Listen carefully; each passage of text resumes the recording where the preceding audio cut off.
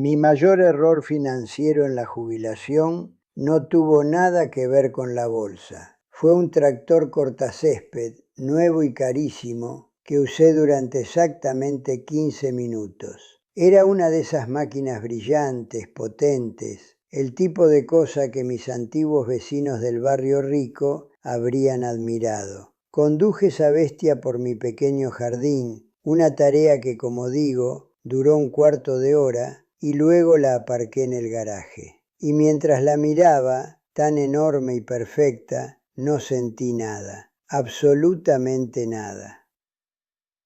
En ese silencio lo entendí. No había comprado una herramienta para mi nueva vida. Había comprado un trofeo para la antigua, un monumento a un hombre que ya no existía. Y me di cuenta de que hay un fantasma que atormenta mi cuenta bancaria. Es el fantasma del hombre que fui durante 40 años y tiene un gusto muy, muy caro. ¿Sabes? Durante toda mi carrera, mi identidad financiera solo tenía una dirección: hacia arriba, acumular. Cada decisión era para hacer crecer el número. Pero cuando te jubilas, te quitan el marcador y sin embargo, sigues intentando jugar al mismo juego. Sigues usando el mapa de tu vida anterior y ese mapa, te lo aseguro, te lleva directo a una niebla de gastos sin propósito y a una ansiedad que no comprendes. Ese tractor fue solo la primera señal de alarma. El problema no era el tractor. El problema era que durante 40 años mi identidad se había definido con un solo verbo: acumular. Cada decisión, cada hora extra, cada riesgo calculado era para hacer crecer el número. La jubilación se suponía que era la cima de la montaña, el lugar donde por fin disfrutas del paisaje. Pero nadie te dice cómo se pilota el avión marcha atrás. Y esa es la pura verdad.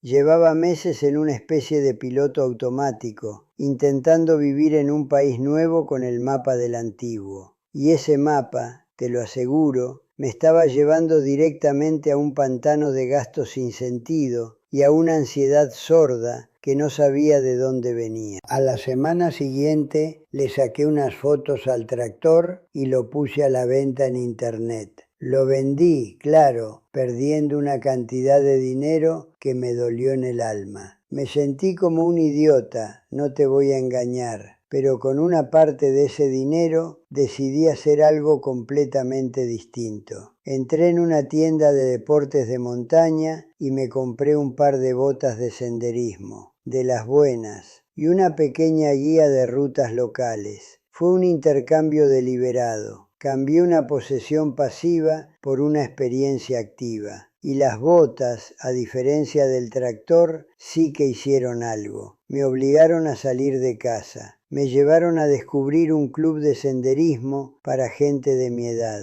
Y en ese club, entre caminos de tierra y conversaciones sin prisa, conocí a 2 personas que hoy son los amigos con los que me tomo un café cada semana. Gente que no tiene ni idea de quién era yo en mi vida anterior y a la que no le podría importar menos. Y aquí está la lección que me costó lo que valía un tractor. Si te sientes así, si te encuentras comprando cosas para impresionar a un público que ya no existe, quiero que sepas que es la cosa más normal del mundo. Es la resaca de 40 años de necesitar demostrar tu valía. No es un defecto tuyo, es un hábito que se ha quedado sin trabajo. La pérdida de esa rutina, de esa identidad que te da tu profesión, es real. Es como un barco sin timón y es natural querer agarrarse a cualquier cosa para sentir que no vas a la deriva. Esa pérdida de dinero del tractor, hoy la veo como la matrícula que tuve que pagar para aprender la lección más importante de mi jubilación. Pero esa historia del tractor no fue un momento de claridad instantánea. Ojalá.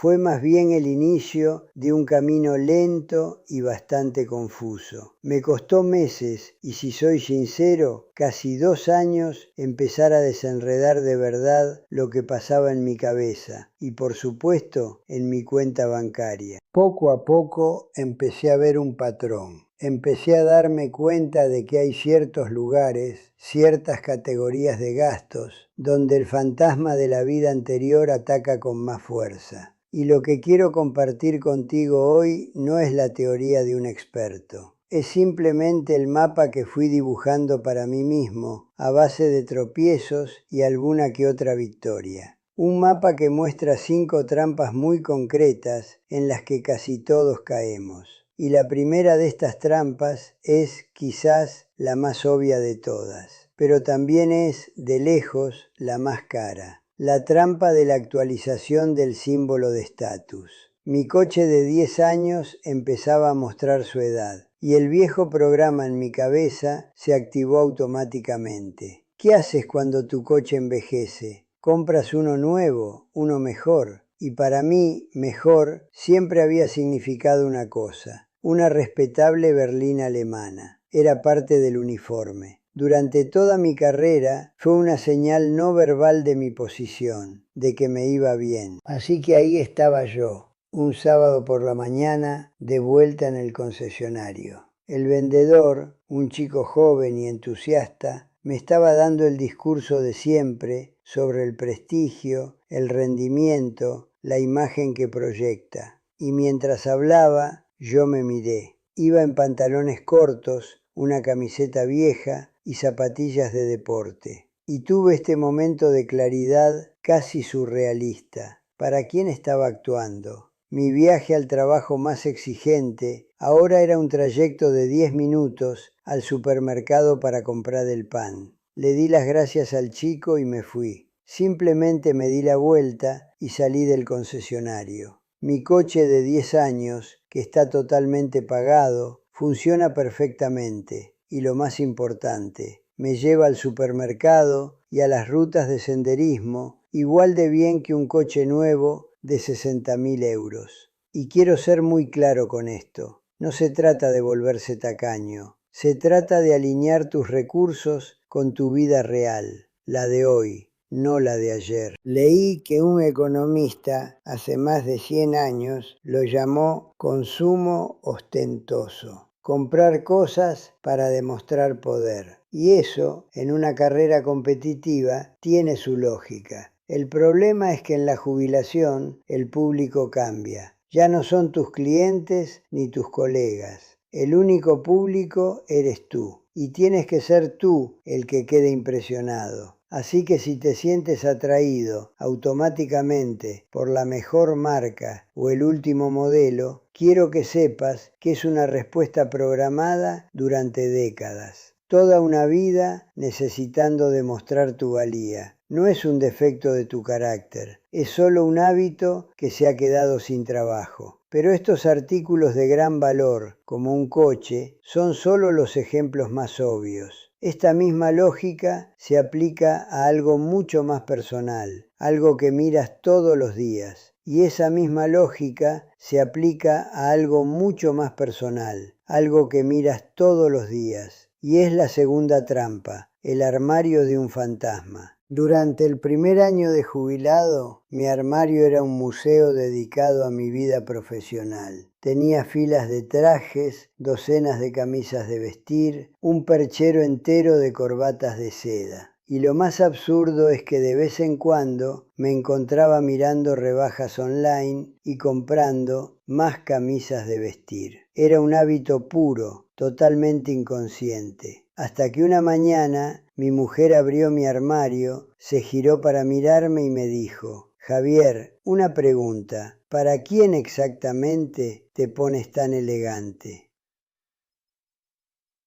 Y la pregunta se quedó flotando en el aire. No me había puesto una corbata en más de un año. Ese fin de semana empaquetamos casi el 80% de mi ropa de trabajo y la llevamos a donar. Y fue extrañamente emotivo. Fue como mudar la piel. Sentí alivio, sí, pero también fue un reconocimiento silencioso de una pérdida. Y es que hay un concepto en psicología que lo explica muy bien. Dice que la ropa que usamos influye en cómo pensamos. Un traje está programado para la autoridad, para una sala de juntas. Unos vaqueros para la relajación. El problema es cuando tu armario está lleno de códigos para un mundo que ya no habitas. Crea una especie de interferencia mental constante. Y si estás pensando en hacer esto, quiero que sepas que es totalmente normal sentir una punzada de tristeza al deshacerte de esa ropa. No es solo tela, es el uniforme de una vida que te dio un propósito durante décadas. Pero este hábito de aferrarse a los símbolos del pasado no solo vive en el armario. Lo encontré también en mis extractos bancarios, en un sitio que me costó mucho admitir. La tercera trampa, la suscripción social por obligación. Durante 20 años fui socio de un club de negocios en el centro. Las cuotas anuales eran un disparate, pero era el precio a pagar. Era donde se cerraban tratos, donde veías y te dejabas ver. Y después de jubilarme, mantuve la membresía. Me decía a mí mismo que era por el gimnasio o para una cena agradable de vez en cuando, pero me estaba mintiendo. La verdad es que era mi último anclaje tangible a ese mundo, a esa sensación de ser alguien importante. Un martes se me ocurrió ir a almorzar allí, solo. La sala estaba llena de energía, gente con traje, conversaciones urgentes por teléfono, y yo era el único que no tenía a dónde ir después. Te juro que nunca en mi vida me he sentido más invisible, más irrelevante. Estaba pagando miles de euros al año para sentirme como un fantasma en un banquete.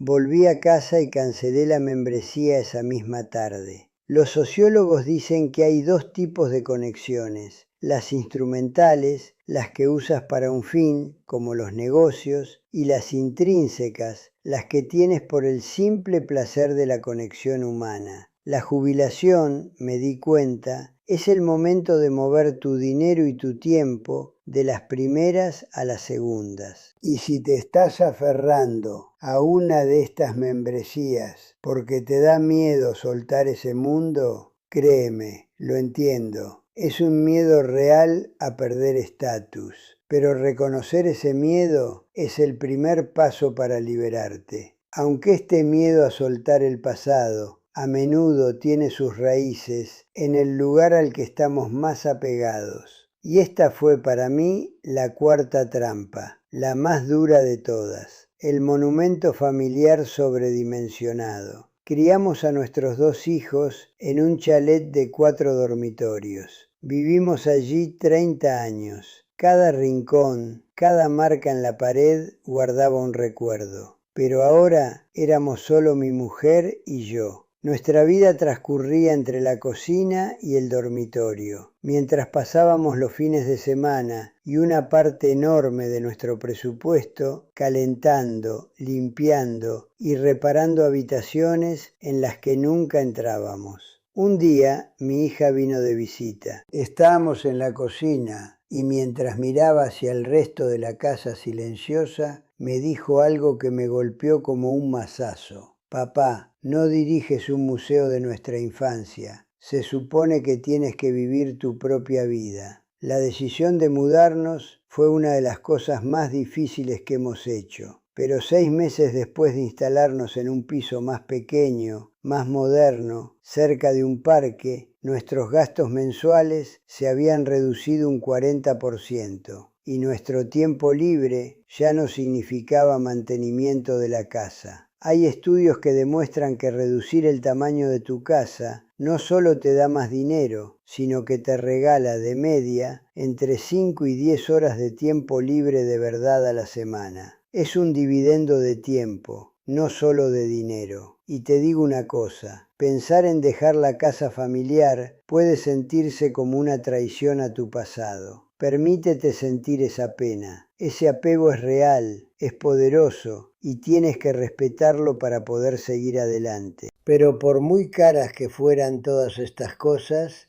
el coche, la ropa, la casa, el gasto más peligroso de todos era el que ni siquiera podía ver. Y esta es la quinta y última trampa, el precio del tiempo sin estructura. Los primeros meses de jubilación fueron una luna de miel, libertad total. Pero luego la novedad desapareció y el silencio de un martes por la mañana se volvió ensordecedor.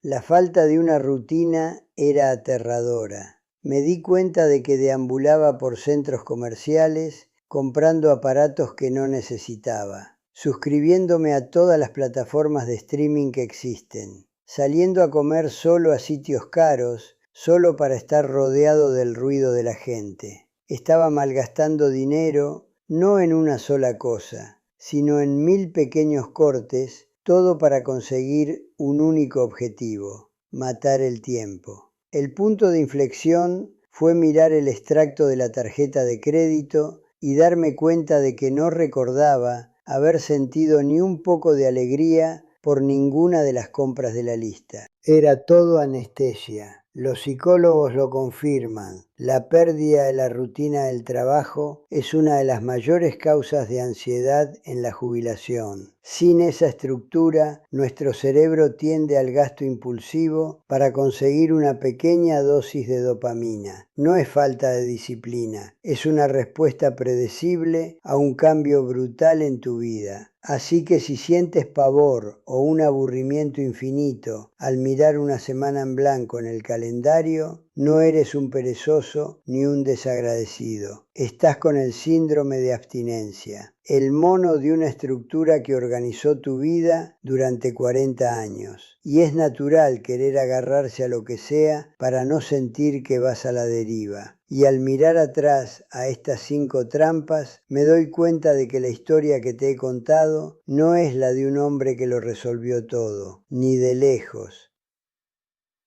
Es la historia de un hombre que está aprendiendo a hacerse una pregunta una y otra vez. Y la pregunta es esta: ¿estoy comprando esto para el hombre que fui o para el hombre que soy? Y te soy sincero, no siempre acierto con la respuesta. El impulso de caer en los viejos patrones sigue ahí. Hace un par de semanas, a las 2 de la mañana, me encontré mirando relojes caros en internet. Relojes que no necesito, que no me puedo permitir si quiero estar tranquilo y que solo impresionarían a gente que ya no veo. Y por un momento sentí la misma atracción de siempre, la misma voz que me decía que un buen reloj era una señal de que todo estaba bajo control. Pero esta vez fue diferente. Ahora reconozco esa voz por lo que es: el eco de un fantasma, un hábito que busca trabajo. Así que cerré el ordenador y me fui a dormir. Y eso, para mí, hoy es una victoria más grande que cualquier trato que haya cerrado en mi vida anterior. No he llegado a la perfección financiera, no tengo todas las respuestas. Mi mujer te diría que todavía guardo demasiadas camisetas viejas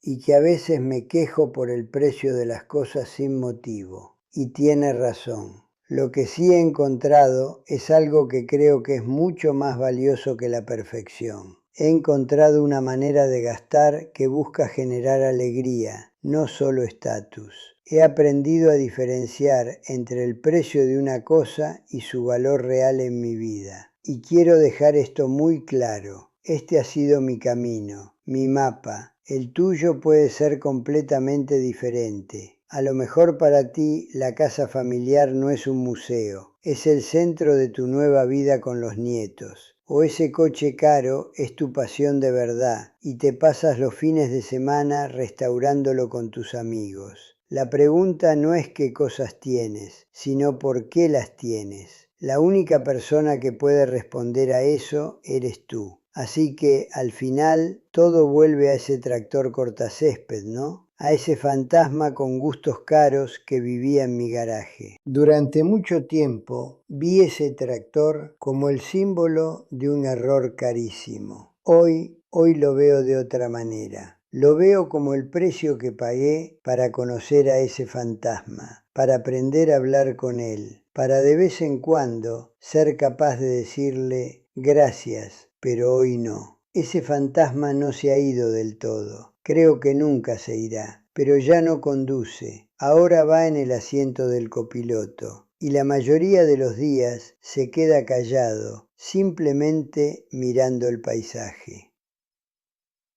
Tu dinero lo ganó la persona que tenías que ser. Deja que lo gaste la persona que por fin puedes llegar a ser. Me encantaría saber qué forma toma tu propio fantasma. Me ayudaría mucho a mí y seguro que a todos los que leen. Así que te dejo con una pregunta. ¿Cuál es ese objeto del armario del fantasma al que todavía te aferras? ¿Una posesión, una suscripción, un hábito? Y con total sinceridad, ¿qué representa para ti? Déjame tu historia en los comentarios. Este es el tipo de conversaciones que estamos teniendo aquí. Y si te interesan, si te sirven de algo, quédate por aquí. Hay mucho más de lo que hablar.